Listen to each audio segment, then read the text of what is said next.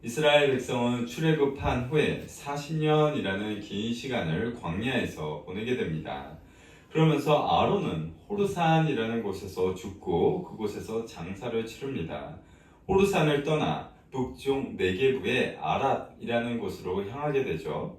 아랏에는 가나안 족속이 거주하였고 가나안 사람들은 이스라엘이 아다림 길로 접근했다라는 이 소식을 듣고 군사를 이끌고 나아갑니다. 그리고 이스라엘을 쳐서 몇 명을 포로로 사로잡게 되죠. 여기에 등장하는 아다림 길이라는 이 길이 무엇인지 의미가 정확하지는 않습니다. 그런데 이 길에 대한 고대 문헌들은 아마도 12정탐꾼이 갔던 바로 그 길이 아니었겠느냐. 그러니까 가데스 바네아에서 이제 12정탐꾼을 보내잖아요. 그들이 바로 갔던 그 길이 이 길이 아니었겠느냐라고 추측을 합니다. 그렇게 생각하는 이유는 이 아다림이라는 말이 정탐꾼을 가리키는 단어이기 때문이죠. 그러니까 그들이 갔던 이 길을 이제 아다림 길이라고 부른 것으로 많이들 생각을 합니다.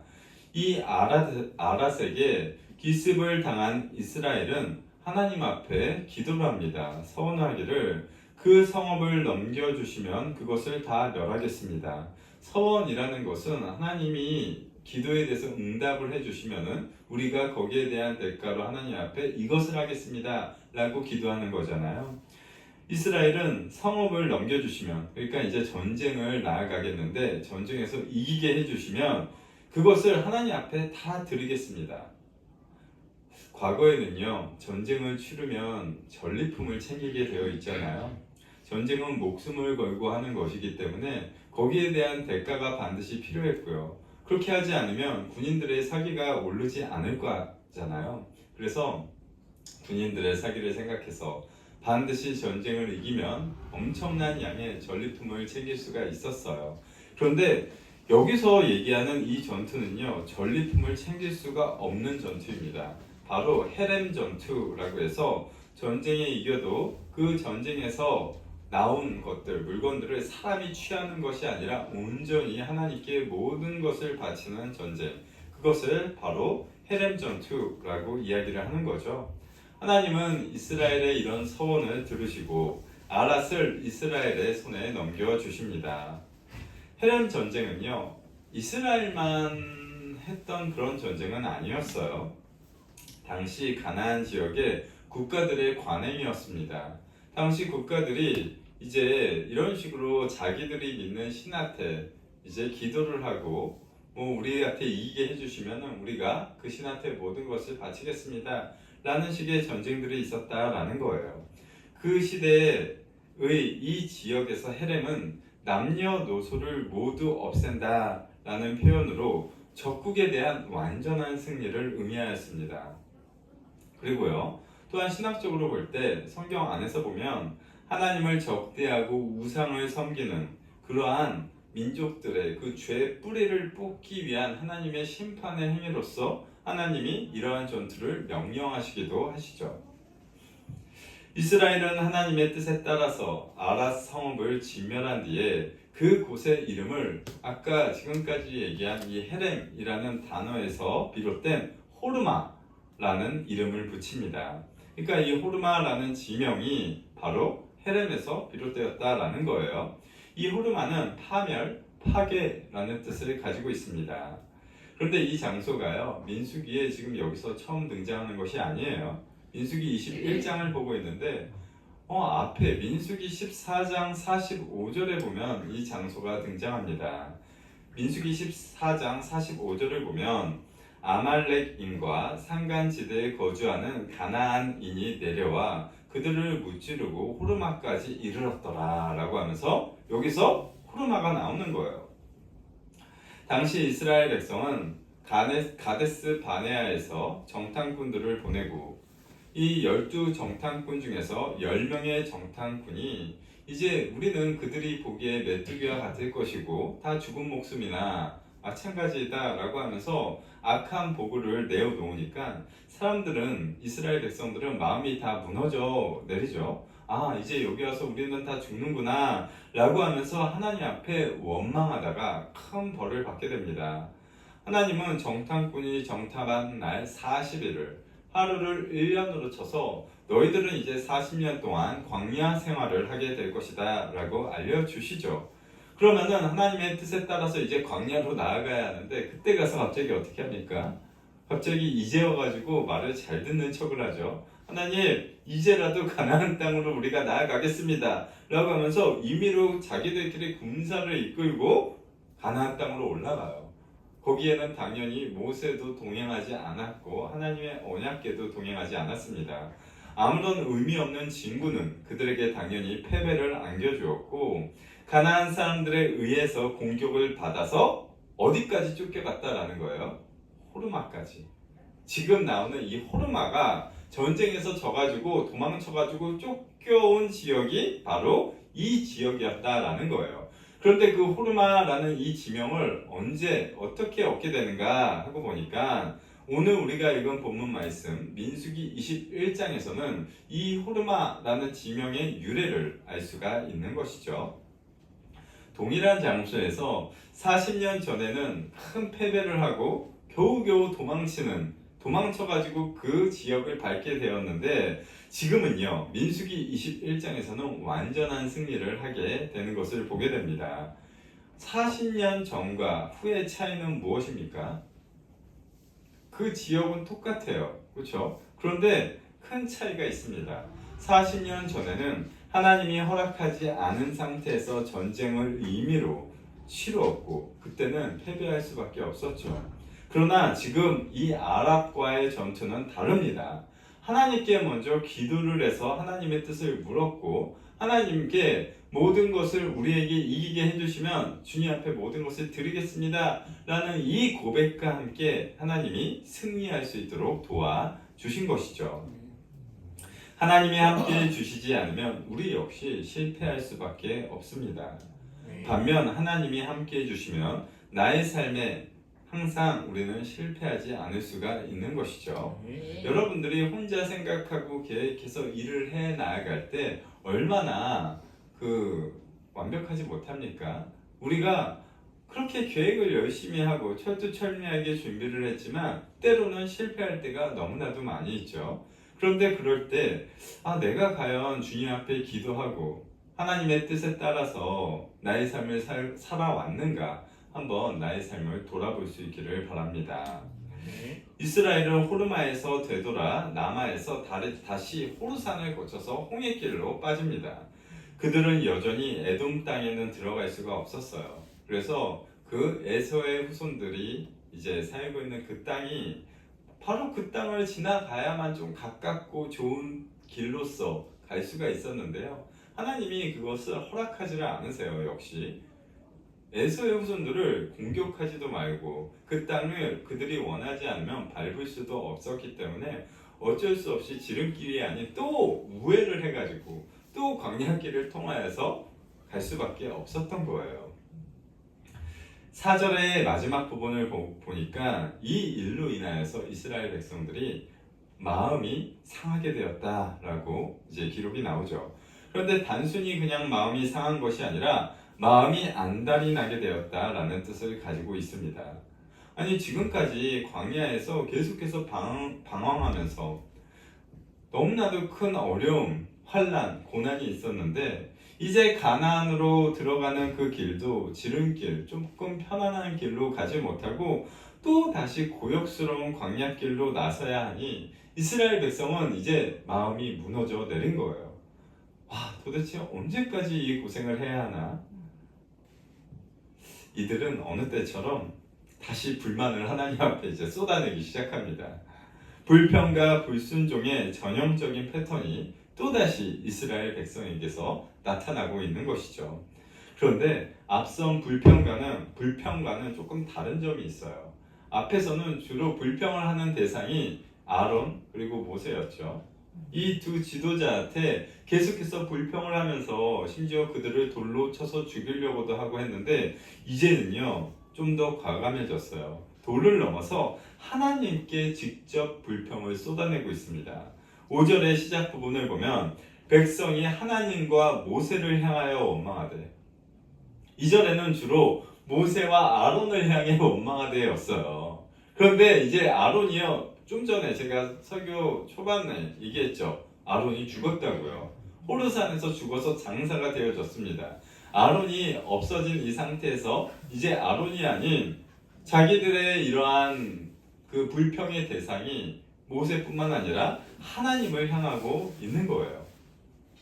또 그 내용을 들어보면 정말 민망할 정도로 막말을 또 내뱉습니다. 어찌하여 우리를 애굽에서 인도해내어 이 광야에서 죽게 하는가? 애굽에서 자신들의 조상들이 얼마나 고난을 당하였고 얼마나 힘든 종살이를 했는지 과연 몰랐을까요? 조상들을 통해서 저는 들었겠죠. 그리고 그 고난 가운데서 우리를 구원해 주소서라고 하는 그 기도를 하나님이 들으시고 그들을 바로 왕의 손아귀에서 건져내 주셨잖아요. 그런데 이제 와서 이들이 뭐라고 얘기하는 거예요? 어찌하여 우리를 애굽에서 인도해내어 이 광야에서 죽게 하니에요. 하나님이 그들을 살리시기 위하여서, 그들에게 복 주시기 위하여서, 그들의 조상에게 주신 그 약속을 지키시기 위하여서 가나안 땅으로 지금 인도해 가는 과정을 가고 있는데 그들은 자신의 죄 때문으로 인해서 온 불행을요 인정하지를 못하고 계속해서 하나님 탓으로 돌리고 있는 거예요. 왜 자기들을 죽게 아니에요? 언제 하나님이 그들을 죽게 했습니까? 하나님은 살리시는 분이십니다. 또 계속해서 뭐라고 얘기해요? 이곳에는 먹을 것도 없고 물도 없도다. 우리 마음이 이 부분이 또 이제 정말 충격적이죠. 하찮은 음식을 싫어하노라. 이 하찮은 음식이 뭘 지칭하는 거겠어요? 만나. 여러분, 만나는요 지금 우리는요 먹고 싶어도 먹을 수가 없어요. 그렇죠? 저는 사실 너무 궁금하거든요. 그 성경에 글씨로만 표현이 되어져 있잖아요. 그래가지고 도대체 이게 정확히 어떠한 것인지, 또한 그 여러분들 먹는 것을 참 말로써 표현한다라는 게 얼마나 어렵습니까? 요즘에도 보면은 그 음식 관련된 프로그램들 참 많이 있잖아요. 토요일에도 오전에 아이들이랑 밥 먹으면서 그 냉장고를 부탁해 뭐 이런 프로그램이 있어가지고 저는 사실 별로 재미없다라고 생각하거든요. 저거 뭐 왜 보는 거지? 뭔 재미지? 하면서 이렇게 보고 있는데 이제 유명 연예인들이 뭐 냉장고 안에 있는 재료들을 가지고 유명 셰프들이 나와가지고 이제 요리를 15분 동안 해가지고 대결하는 거잖아요. 그런데 이제 막 정말 막 그 분주한 가운데 15분 안에 정말 퀄리티 있는 음식을 만드는 게 여러분 쉽습니까? 라면 말고는 이런 맛있는 걸 만들기가 참 어려운 시간이에요. 그래가지고 막 그들도 되게 막 분주하게 해가지고 막 겨우겨우 해가지고 막 땡 해가지고 음식을 내놨어요. 근데 이게 너무 궁금하잖아요. 시청자 입장에서는. 와, 도대체 어떤 맛일까? 와, 유명 셰프가 해주는 저 요리는 도대체 내가 한 것과는 다르겠지? 라는 막 상상을 가지고 막 기대하면서 뭘 보는 거예요? 그 유명 연예인이 딱 먹고 나서의 표정과 평가를 지금 이제 기다리고 있는 거잖아요.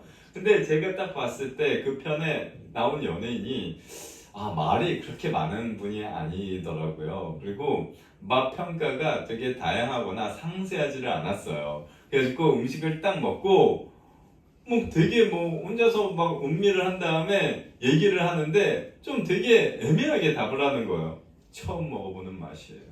근데 이게 긍정인지 부정인지도 잘 모르겠어. 이 처음 먹어보는 황홀한 맛인지 아니면 처음 먹어보는 별로인 맛인지 좀 그냥 애매모호한 표정을 이렇게 지으면서 처음 먹어보는 맛이에요 이러는데 너무 답답한 거예요. 도대체 이게 무슨 맛이 나는 거야? 차라리 달다, 짜다, 어쩌다 이렇게 차라리 내가 아는 말로 좀 설명을 해주던지 처음 먹어보는 맛이에요 이러는데 너무 답답한 거야. 근데 때로는 성경에도 그런 거 너무 많죠. 뭐 누가 뭐 이러한 가사를 가지고 시를 지어서 노래를 불렀더라. 노래를 도대체 어떻게 불렀다, 어떤 의미라는 건지, 어떠한 빠른 노래인지 느린 노래인지 막 이런 거 막 너무 궁금하거든요. 근데 사실 만나 얼마나 궁금합니까 여러분? 근데 이들이 지금 그 귀한 만나에 대해서, 우리는 눈으로 본 적도 없는 그 귀한 만나에 대해서 하찮은 음식을 싫어하노라. 세상에. 자신들에 대한 대우가 형편없다면서 하나님 앞에 지금 투정을 부리고 있죠. 얼마나 교만합니까? 아니 자기들이 언제부터 그렇게 대단한 존재였던 거예요? 아니 애굽에서 그저 종이었을 뿐이에요. 과거의 종은요, 여러분들 아시는 것처럼 사람으로 여겨주지를 않았습니다. 그냥 물건이에요. 그렇기 때문에 돈을 주고 종을 사고 팔았던 거예요. 왜 우리 과거에 뭐 노예제도 이런 거 하면은 뭐 역사 이런 거 보면 너무 불쌍해 그러잖아요. 근데 이 모세가 살던 이 시대는요, 그거보다 훨씬 더 과거입니다. 정말 그 당시의 종, 그 당시의 노예는요, 인간으로서 여겨주지도 않던 시대였는데 하나님이 그들에게 만나를 보내주시고 메추라기를 보내주시고 구름 기둥과 불 기둥으로 인도해 주시고 지켜주시는데 이제 와서 한다는 말이 하찮은 음식을 준다. 우리를 죽이려고 왜 이곳까지 인도해 놓느냐? 여러분은 원망도 습관입니다. 애굽에서 나오자마자부터 사실 이스라엘 백성의 원망은 시작되었는데요. 40년이 지난 지금까지도 쭉 이어지고 있는 것을 보고 있어요. 성경을 보면 참 너무 어떻게 이럴 수가 있지 싶을 정도로 계속해서 원망과 불평이 이어지죠. 이제는 그만할 때도 된 것 같은데 정말 끝도 없습니다. 그런데 하나님의 긍휼하심은요, 그 이상으로 끝도 없어요. 사람이 만약에 이스라엘 백성을 이끌었다면, 모세가 그냥 일방적으로 이들을 이끌었다면 이들은요 다 죽여 없애버렸을 거예요. 내가 너희 같은 놈들을 도대체 뭘 위해서 이곳까지 이끌고 저 가나안 땅까지 인도해야겠느냐 라고 하면서 노발대발을 하고 그들을 다 진멸시켜도 사실 역사 가운데 모세가 비난받지 않을 거예요. 왜요? 그 정도로 너무나도 이스라엘 백성이 보여준 것이 악하기 때문이죠. 근데요, 하나님은 그런 악한 이스라엘 백성도 끝까지 결국은 책임지시고 인도해 주세요. 네. 그런데 그렇다고 해서 하나님이요, 사람의 죄를 그냥 내버려 두시는 분은 아니세요. 출애굽 1세대가 가데스 바네아에서 보여준 그 악함, 하나님은 기억하시고 너네들 중에 20세 이상 된 자는 여호수아와 갈렙 외에 내가 너에게 약속해 준 그 땅에 아무도 못 들어간다 라고 말씀하시고 실제로 40년 광야 생활을 통하여서 나머지 어른들은 다 죽게 되죠. 이건 뭐예요? 하나님이 약속하신 대로 결국 그들을 가나안 땅으로 이끌어 가시는데 죄 지은 것을 그냥 눈 감아 주시는 분은 아니다라는 거예요. 공의의 하나님이 그 죄에 대한 잘못도 알려주시고 그 잘못에 대한 대가도 치르게 하세요. 하나님은요, 여기서도 마찬가지입니다. 분명히 잘못했잖아요. 너무나도 악한 말들을 쏟아내지 않았습니까? 그렇기 때문에 하나님은 불뱀을 보내십니다. 이 뱀은 아주 맹독성을 지닌 독사였고 많은 백성을 물어서 죽게 만들기 시작하죠. 이스라엘 백성이 또 회개가 빨라요. 하나님이 이렇게 큰 벌을 내리시니까 깜짝 놀랐는지 갑자기 모세에게 와서 자기들을 위해서 기도해달라라면서 중재를 요청하죠. 모세는 또 지금까지 해왔던 것처럼 한 번 더 나서서 이스라엘 백성을 위해서 기도하고 하나님은 거기에 대해서 응답하십니다. 모세에게 말씀하시기를 놋뱀을 매달아서 장대에 높이 달아 올리라는 거예요. 그리고 누구든지 뱀에 물린 자들이 그것을 보게 되면 살게 될 것이다 라는 것을 알려주시죠. 모세는 급하게 이제 그 장대에 놋뱀을 만들어서 달고 사람들을 보게 했을 거예요. 그것을 본 사람들은요, 물려서 죽어가고 있는 그 상황 가운데서 살아나게 됩니다. 치유를 경험하게 되는 거예요. 놋뱀의 형상을 만들어서 장대 위에 다는 것, 이것이 언뜻 보기에는 이스라엘의 신앙, 지금까지 보여준 성경적인 것과는 조금 안 어울리지 않나? 라고 느껴질 수가 있습니다. 또한 실제로 고대 중동에서 보면 여러 놋뱀의 형상들을 미신적으로 만들어서 사용을 하고 있었다라고 그래요. 그러니까 성경에 여기 처음 등장하는 게 아니라 그 중동의 문화권에서도 이런 식으로 막 우상 행위를 하는데 이러한 뱀의 형상을 만들어 가지고 사용을 했다라는 거예요. 그런데 하나님은 얼마든지 이러한 방법이 아니더라도 사실 용서해 주시고 치료해 주실 수가 있잖아요. 그런데 굳이 왜 이런 방법을 사용하셨을까? 굳이 왜 놋으로 뱀의 형상을 만들어서 장대에 달게 하셨고 그것을 왜 바라봐야지만 살게 하셨을까? 그것은 바로 이스라엘 백성을 시험하기 위함이었습니다. 뱀에 물려서 고통을 당하면서 죽어가는 이스라엘 백성은요, 살기 위해서는 해야 되는 게 있었어요. 뭘 해야 됐죠? 그 놋뱀을 바라봐야만 했습니다. 모세가 이 뱀을 봐라, 살 수 있어 라고 사람들한테 이야기를 했고, 사람들은 그 말을 믿고 눈을 들어서 그 놋뱀을 바라봐야지 치유가 이루어졌다라는 거예요. 이 놋뱀이 상징하는 바가 있죠. 바로 예수 그리스도를 예표합니다.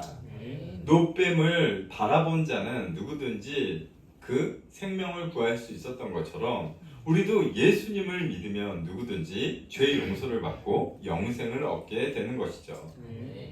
예수님은 직접 제자들에게 이 놋뱀 사건을 언급하세요. 이 민수기에 나오는 이 놋뱀 사건을 예수님이 친히 언급하시면서 자신의 죽음을 예표하십니다.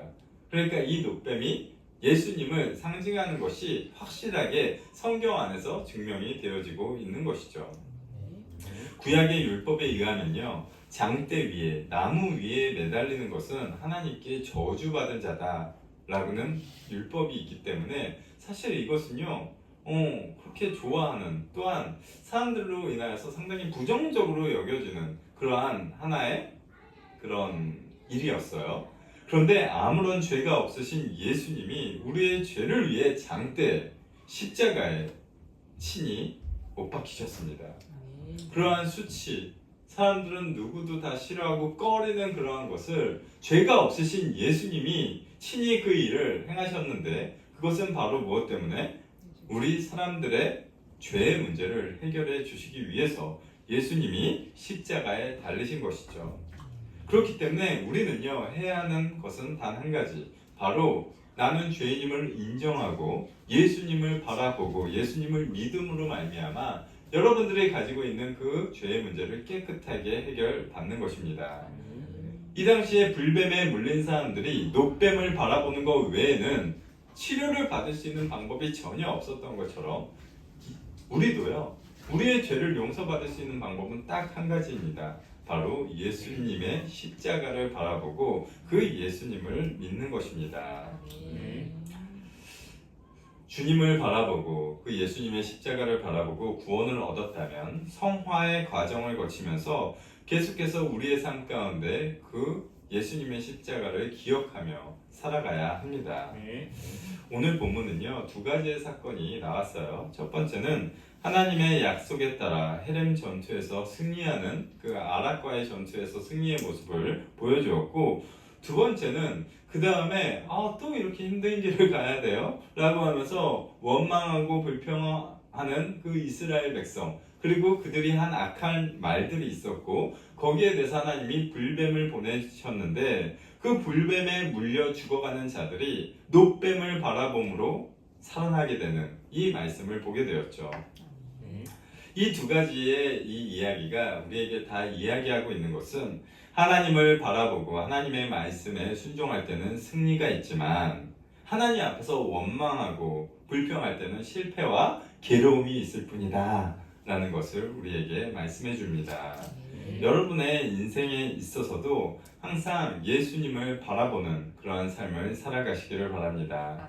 어렵더라도 힘들더라도 그것 때문에 자꾸 원망하고 불평하고 처지고 우울해하고 하는 것이 아니라 주님을 바라보면서 위로를 얻고 힘을 얻고 하나님이 우리에게 주시는 구원을 체험하는 그러한 귀한 한 주가 될 수 있기를 바랍니다.